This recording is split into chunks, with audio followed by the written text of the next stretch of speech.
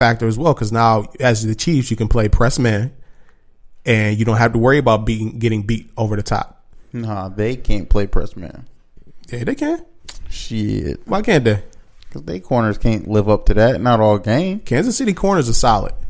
They may not be known names. They may not be, Marshawn Lattimore's or Aqib Talib's or Marcus Peters's or nothing like that, but their corners have been solid. And then they're getting Eric Berry back too. That's a big factor on that one there.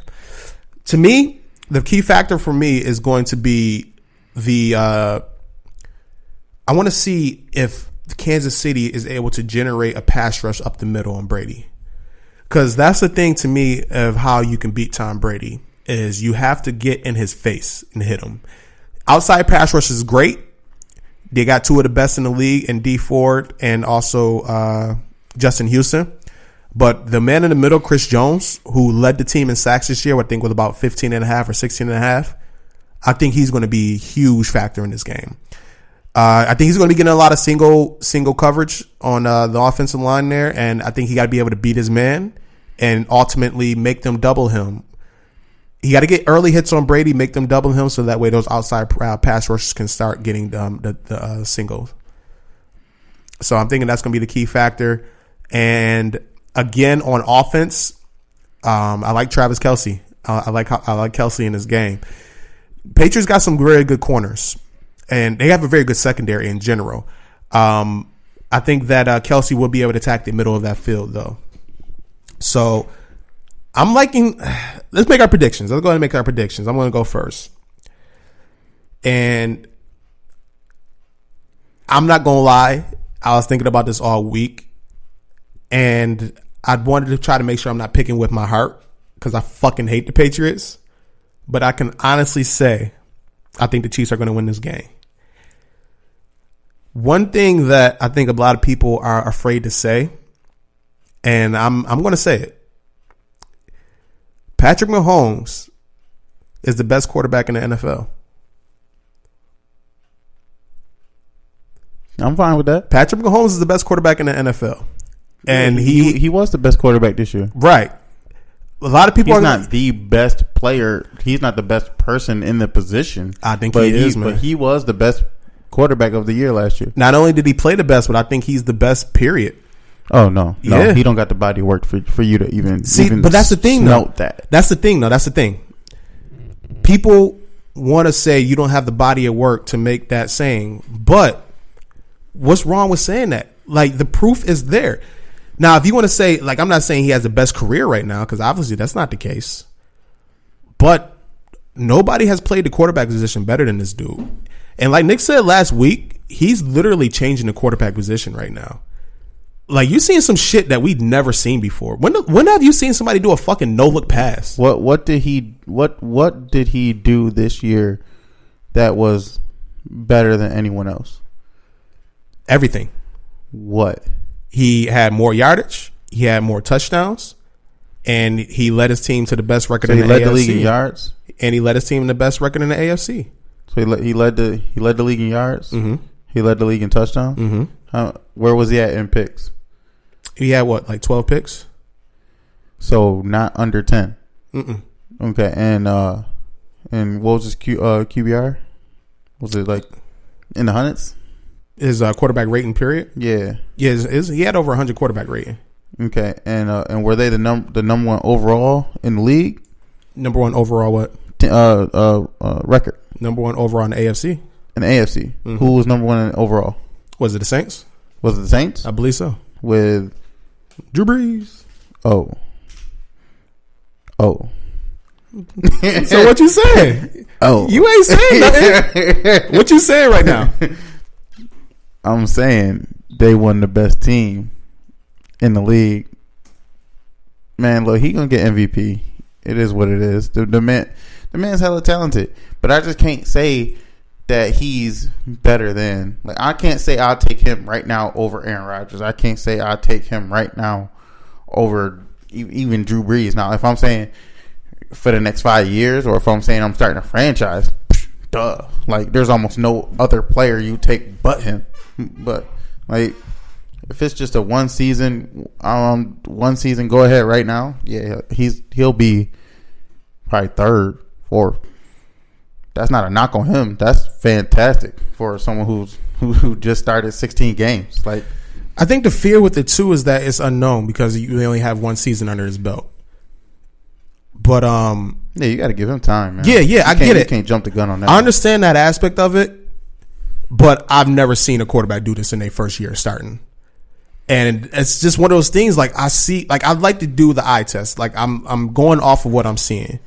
And of course, how many Kansas City games you watch? A lot. I watched a lot of KC games this year. I really did. They've been on prime time. They've had the best Monday Night Football game that I ever seen in my life. That was crazy. Mm-hmm. And how did he perform in that game? He played well. He just threw a couple of picks. Hold on, time out. I'm not about to knock him for doing a couple of turnovers now. Hold on. That was a great game. It was a great game. He did not play great. He played really well. He played all right. He made a couple of throws that, as a young quarterback, you kind of wish you didn't make. He had that sack fumble that got taken back. Didn't he? I'm supposed to knock that against him? Didn't he have? Hold on, time out. Hold on. We're not about to just skip over that.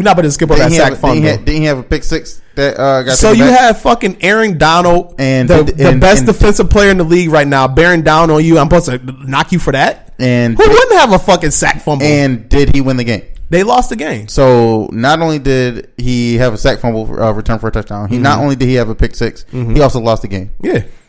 Okay. All right. So all what's your point? No. No what? No. That was a great game, but he did not play great. He played well. He played good in that game. You know he's 2-4 against teams that made the playoffs this year. That's cool. That's not cool. Hey man, he's 1-0 in the playoffs this year. Let's talk about that. Brady 4-1 against playoff teams this year. Shout out to Brady. That's my pick. That's your pick? Patriots. So you picking the Patriots? 38-35. 38-35. Mm-hmm. Not to mention that they did play the TB12. The Patriots did beat the Kansas City Chiefs in Week 6, 40-43. Did you see his Monday morning workout video? Who's that? Tom Brady. Mm-mm. Oh yeah, he was playing Many Men by 50 Cent in the background. Man, fuck Tom Brady. Fuck Tom Brady. Wish death on me. Excuse me. But yeah, when they played Week 1, that was a very good game. Again, Patriots started off hot. Was up 24-9 going into the halftime, and then KC came storming back and lost the game by a field goal. But I think it's going to be a close game again. I think that game was in Foxborough, and this time it's going to be in KC. To me, that definitely plays a huge factor. It does. I'm rolling with KC, and I'm going to go with the score of 21. Give me 21-24. 31-24 is what I'm going to say. KC. Okay. 31-24 KC. Patrick Mahomes. This is going to be the official end of the Brady Belichick era. Everybody thought it was going to be last week. No, Phillip Rivers. Brady and the Patriots own Phillip Rivers. It's plain and simple. Andy Reid, he has a good game plan against the Patriots. If you look at his record against the Patriots, he has they have some issues with Andy Reid and his game plan. Oh yeah, like in the Super Bowl, right? Yeah. Hold on. Okay. Andy Reid never had a quarterback like this before. The biggest game of his career. So now he has the best quarterback in this game. Okay. And I think he's going to get it done. This is Andy Reid's year, man. KC, 31-24. You heard it here first. SYE proof. All right, so that's the first game.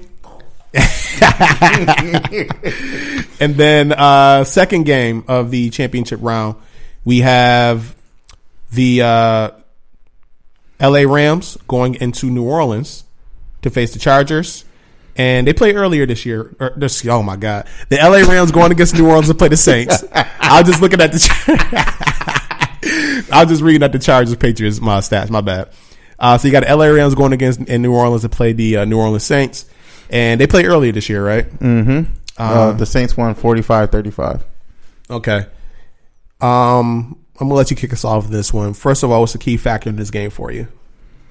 Coaching. This is going to be the best coach game that we're going to see. These two coaches are elite. Like the what we're going to see is I think they said they ran every single play 11 personnel against them last time, and every single play the defense came out in the nickel formation. So it's going to be actually quite interesting if Sean McVay breaks his streak of a 90% usage of the 11 personnel package. I'd like to see him probably pull some tricks out of the bag and really utilize the rest of the offense. Losing Cooper Kupp, big thing. I really think that kind of hurt this offense. But Lattimore got kind of picked on last week. I know he ended up with 2 picks, but that's just stats. Watching the game, he actually got picked on.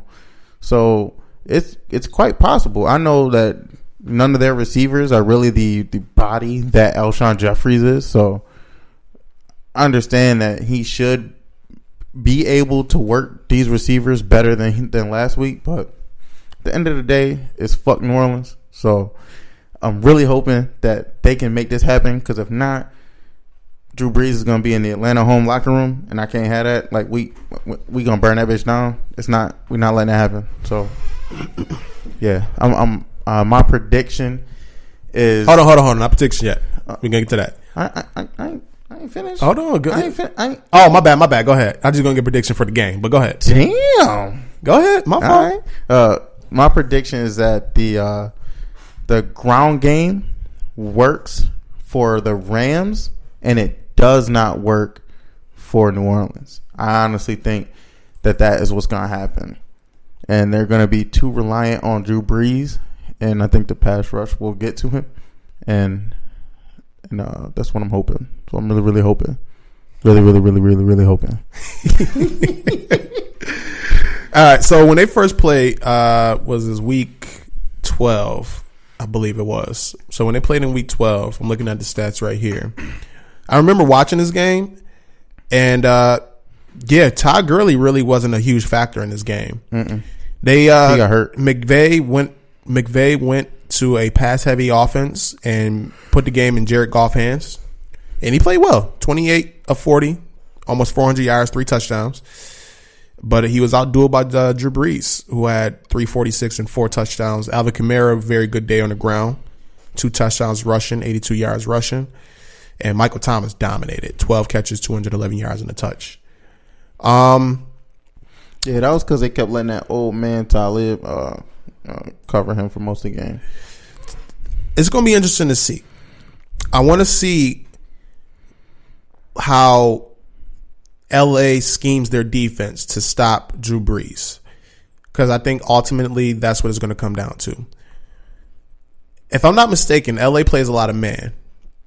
Yeah, they do. Which Marcus Peters does not thrive in. Aqib Talib as well. Aqib Talib is more of a zone corner.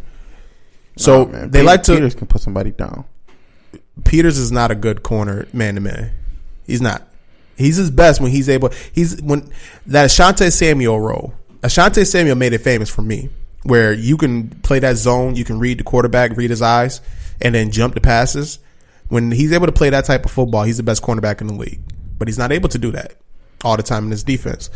So I'm kind of interested to see how they scheme against this New Orleans Saints defense or offense. I want to see if they play more of like a bend but don't breaks type style, where they're going to give up yards, but then once they get into the red zone, try to clamp down and stop them there and force them into getting 3. Because I think ultimately that's going to be the way that you beat these Saints.